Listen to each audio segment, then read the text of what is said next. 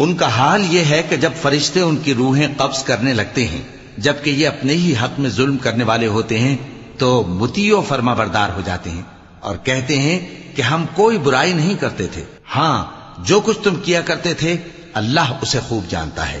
سو دوزخ کے دروازوں میں داخل ہو جاؤ، ہمیشہ اس میں رہو گے، اب تکبر کرنے والوں کا برا ٹھکانہ ہے۔ اور جب پرہیزگاروں سے پوچھا جاتا ہے کہ تمہارے پروردگار نے کیا نازل کیا ہے تو کہتے ہیں کہ بہترین کلام۔ جو لوگ نیکوکار ہیں ان کے لیے اس دنیا میں بھی بھلائی ہے اور آخرت کا گھر تو بہت ہی اچھا ہے، اور پرہیزگاروں کا گھر بہت خوب ہے۔ وہ بہشت جاویدانی جن میں وہ داخل ہوں گے، ان کے نیچے نہریں بہ رہی ہیں، وہاں جو چاہیں گے ان کے لیے میسر ہوگا۔ اللہ پرہیزگاروں کو ایسا ہی بدلہ دیتا ہے۔ ان کی کیفیت یہ ہے کہ جب فرشتے ان کی جانیں نکالنے لگتے ہیں اور یہ کفر و شرک سے پاک ہوتے ہیں تو سلام علیکم کہتے ہیں اور کہتے ہیں کہ جو عمل تم کیا کرتے تھے ان کے بدلے میں بہشت میں داخل ہو جاؤ۔ کیا یہ کافر اس بات کے منتظر ہیں کہ فرشتے ان کے پاس جان نکالنے آئیں یا تمہارے پروردگار کا حکم عذاب آ پہنچے؟ اسی طرح ان لوگوں نے کیا تھا جو ان سے پہلے تھے،